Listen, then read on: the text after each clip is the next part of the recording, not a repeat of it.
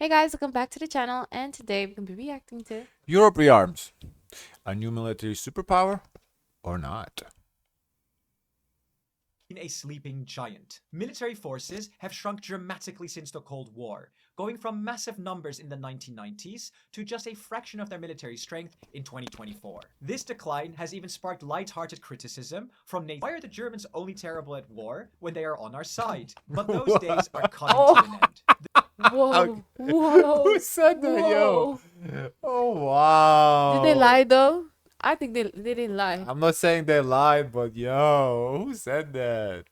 The European Commission has announced a massive €800 billion plan for rearming Europe, and Germany is about to loosen its debt brake, unlocking hundreds of billions of euros for defense. And Poland is pushing to enshrine 4% of GDP defense spending into its constitution. Simply put, Europe is rearming. In this video, we'll break down the scale Where of is it this from again? I rearmament, forgot. where all the money is going, I don't know. and of course, share our thoughts of whether this is actually a good thing. His Let's break head down the shape, numbers and it gives me either Ukraine or Russian. where we stand today. This His accent doesn't give that. I know, that's what's throwing me off. table shows military spending by NATO countries in Europe. As you can see, most countries have significantly increased their budgets, surpassing the 2% of GDP target. In fact, there are only 8 countries in Europe that failed to meet this goal last year. Greece is spending less. They said, I don't give a fuck.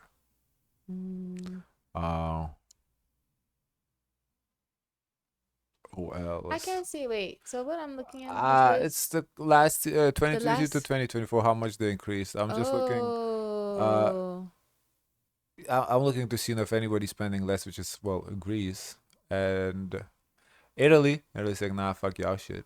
And yeah. They Oh, don't got Spain it. too. Spain. Oh, all They the don't southern got it. countries like, They I said don't they give a don't fuck got it. about no war. But this is just the tip of the iceberg. The NATO spending target is expected to rise to 3% or even 3.5% this summer, signaling the start of a new arms race. The Baltic nations are at the forefront, each aiming to reach 5% of GDP for military spending in the next few years. Poland is projected to spend 4.7% this year and has announced plans to more than double its army, from around 200,000 soldiers to 500,000. Meanwhile, France's President Macron has instructed his prime minister Only to Poland was increase mentioned for representing the Baltics? No, the Baltics separately from Poland, but the Baltics are trying for 5%. Poland is 4.7%. spending. No, the Oh. difference is though Poland's 4.7% is way more money than Poland's 5. I mean, than Baltics 5, because Poland's way bigger country. Yeah. From just over 2% to 3%. Even Spain and Portugal, historically among the lowest spenders, have declared their intention to hit the 2% mark. And Italy, while open to increased spending, prefers to fund it through common EU debt though. And then there are the two latest developments, an €800 billion defense initiative called Rearm Europe, alongside Germany losing its so-called debt brake to spend more in defense. Let's break these down. The EU Commission's plan to rearm Europe builds on 5 key pillars to strengthen military capabilities. The first pillar unlocks €150 billion through a new financial instrument, allowing the Commission to borrow from capital markets, issue bonds, and then lend to the member states. Member states' demand will be grouped together for large-scale EU-wide weapons procurement, ensuring better prices for missiles, artillery, ammunition, drones, and other enablers, in line with NATO goals. Crucially, 65% of this pot has to be used in order to buy European, not US. The second pillar lets 60%, he said? Mm-hmm. So as kind of we saw in the videos that they're gonna buy Europe, kind of keep the money within the Europe. Mm-hmm. I thought that would be higher though. I thought they would try to do like closer to 100%. Plus, the whole boycott America right now too. EU countries spend beyond budget rules set by the Stability and Growth Pact, which normally caps deficits at 3% of GDP. With this escape clause, defense spending can go beyond these limits, giving countries more flexibility to increase military budgets in response to crises. The third pillar aims to increase incentives for defense investments. For example, the EU currently allocates cohesion funds to poorer regions for infrastructure like roads and schools, but the Commission suggests that recipients Wow. Border regions, Lithuania. Stop. I saw you guys lit up. I said, oop. What's the country that's not highlighted? That's not where, by Greece? Oh, that's Albania. Well, yeah, I believe it's not more than one country. It's Albania, I think Oh, because I'm Serbia like, who's probably that included. outline? Are you sure? Yeah, Oh, I that's guess. because Yeah, yeah, Albania is yeah. not that big. Yeah, There's I was like, multiple this. What countries in country is there. that? In the Balkans, yeah. Mm-hmm. Switzerland is not lit up, but they're not part of the EU. And well, Portugal catching strays too a little bit. You Greece. know where Albania is? I still feel like it should be.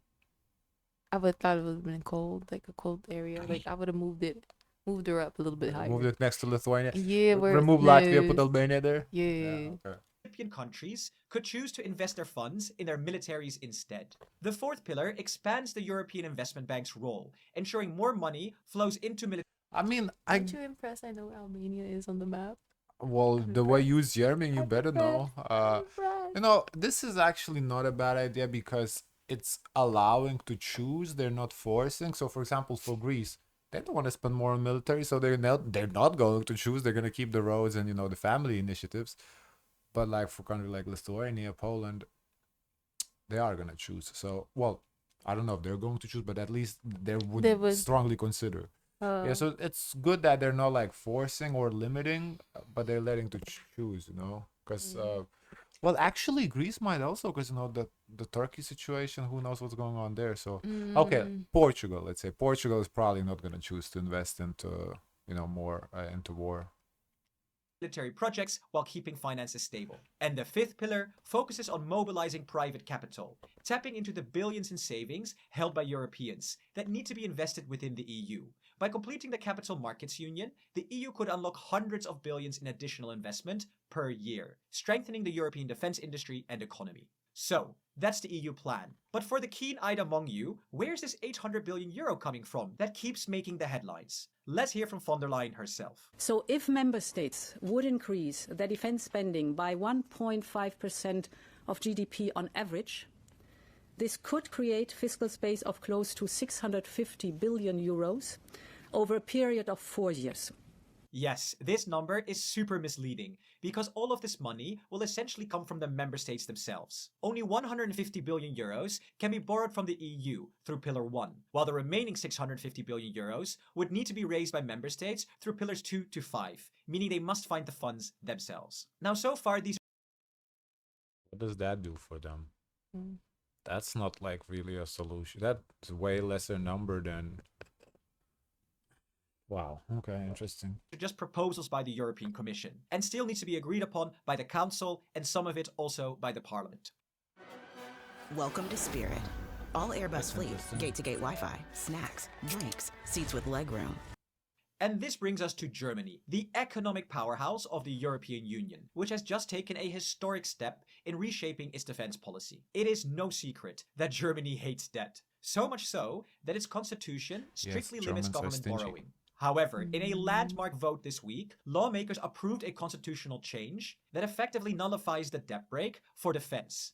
This means that all military-related costs exceeding 1% of GDP will no longer be subject to borrowing limits. For example, 1% of GDP in 2024 is around 43 billion euros, meaning that anything above this amount can now be financed through loans. This includes Bundeswehr funding, civil defense, cybersecurity, intelligence services, and military aid to Ukraine, signaling Germany's most significant defense policy shift Ukraine in too. years. So, Interesting. I think you get the idea. Europe is gearing up to spend over €1 trillion in defense in the coming years. But this raises a crucial question.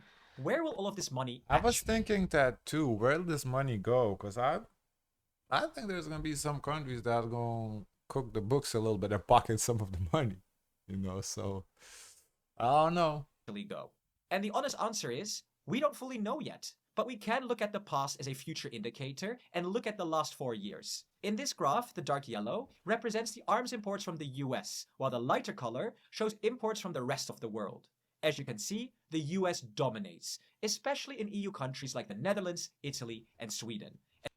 Just interesting. Oh, imports. So imports, so okay. so I cannot see the What you trying to see? legend. The yellow means U.S. imports. and the The other color, the the light beige colors beige from rest color? of the world. whoa, As well as non-EU whoa. countries like Norway and the UK. In fact, in between Wow. 2020 and 2024, the US supplied 64% of all arms purchased by NATO's European members, a significant increase from the previous 5 years. And this trend isn't likely to change anytime soon. Take the So That is a big difference. Yeah. it's interesting. Now they want to do 60% from EU and 40. So they want to reduce this number by 24% basically.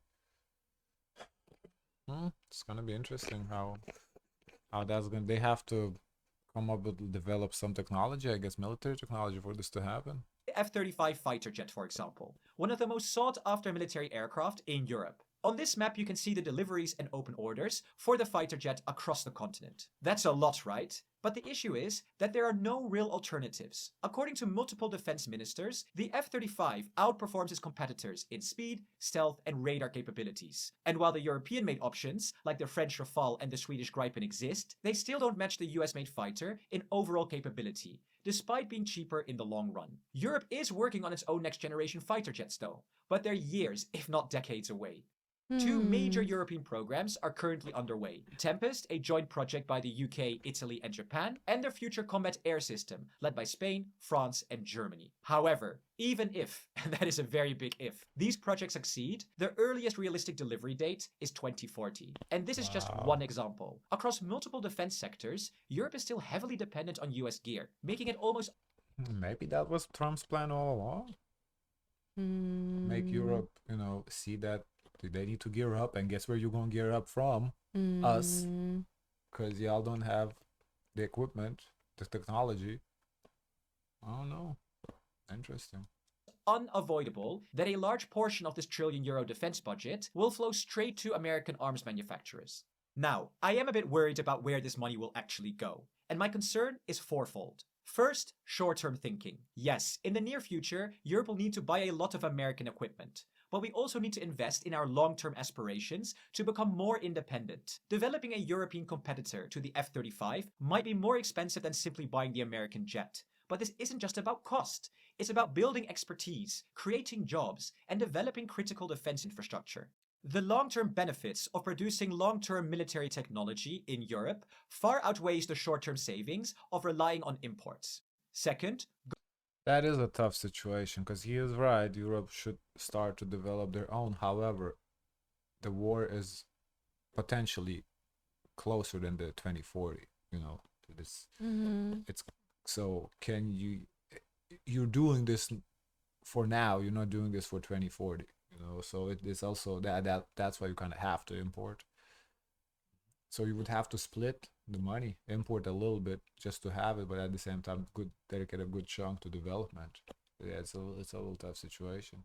going at it alone. No Because single it's not even like a matter of price. If Europe had it, but it was more expensive, you said like, fuck it, let's pay the premium. Does not give the States nothing.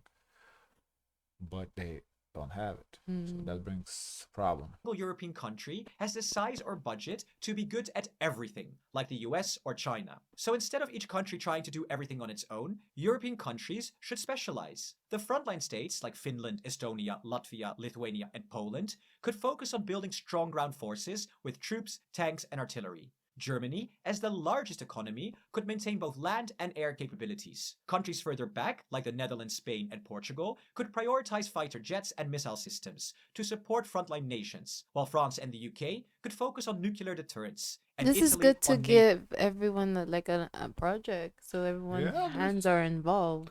This is a good idea to kind of divide and conquer a little bit. Yeah. I like this really, idea. yeah. naval power.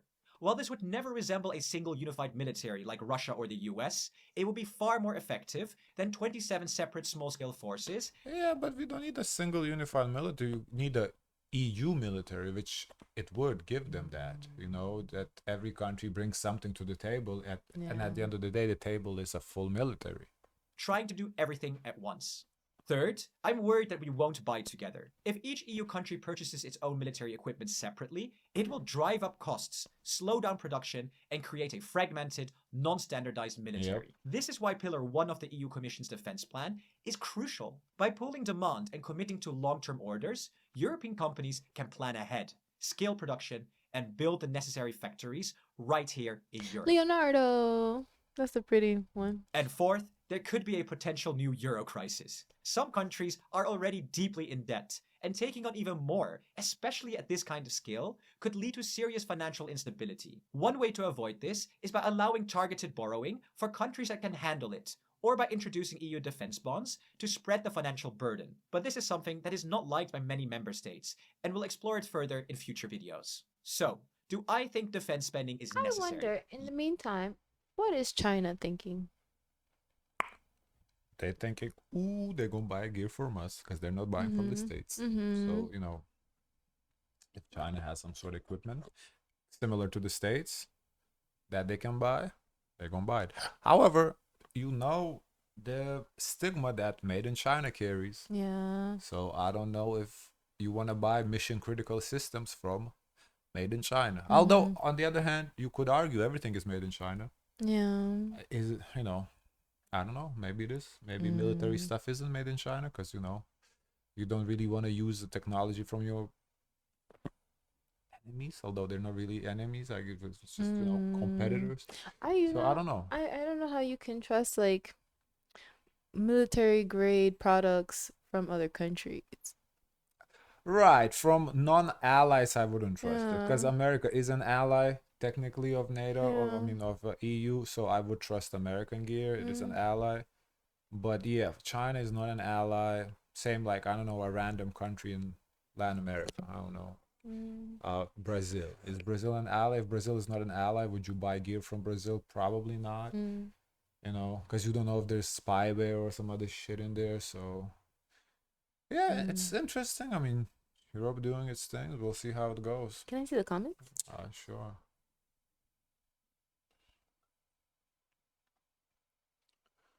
Time to buy shares in those defense companies. Oh yeah, good Oh, call. wow. Defense has been a crucial topic for years, but many European countries are only now waking up to this reality. We need to foster European talent and build European systems, not buy the front. Yeah, you're right, but it's simply easier said than done. It's not developing new technology takes what we did a video. Remember when we did that America waste money on innovation, like that they know instead of giving it like to the poor, well, that Europe will have to waste some money to find something that works too. There's gonna be some drawbacks to it for sure. Why do we need the best aircraft? Russia has Sukhoi old jet too. We can buy EU just invest.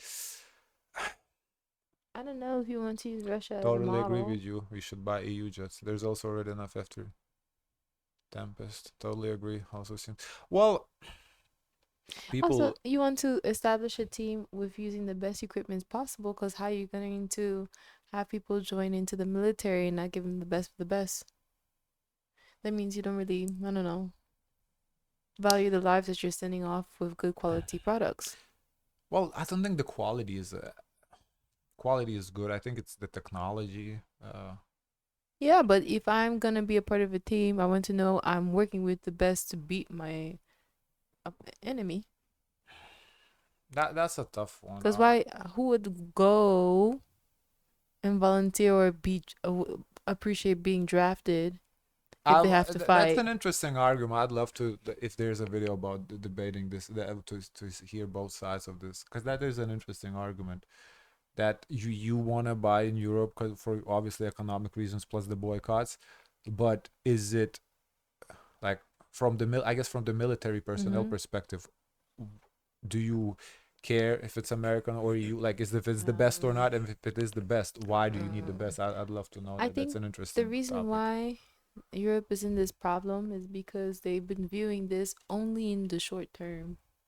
They need to think long term. I kind of disagree. I think the reason they're in this is they weren't viewing anything. They were just not prioritizing. Yeah, short military. term. They think short They were thinking, war is not gonna happen again. It's so they And were if it is, it's gonna happen for a short term. Because when's the last time we had a 40-year war?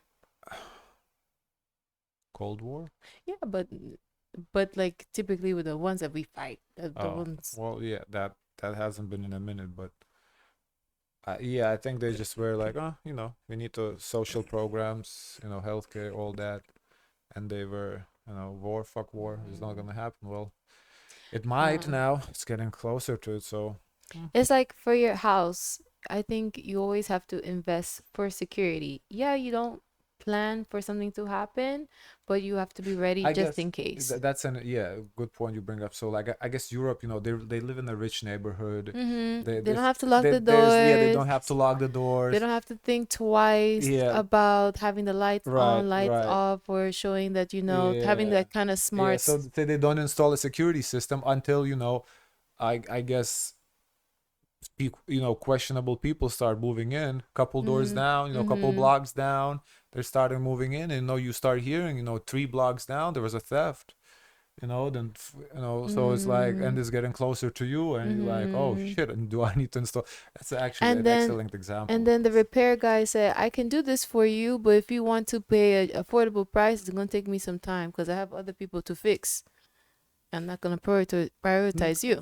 So I you either pay me the most top dollar and I get it done for you I immediately. think that, or like the repair guy says, oh, I have this technology that's expensive, and it can install it has like all cameras, motion Mm-hmm. sensors, or I can just install one little camera that has That's one it. angle. You Yeah, good with that? yeah. That's what you're telling people. Mm. Guys, of course, let us know your thoughts. Don't forget to like, comment, and subscribe. Join the Discord, and as always, always, always, share as much kindness as possible.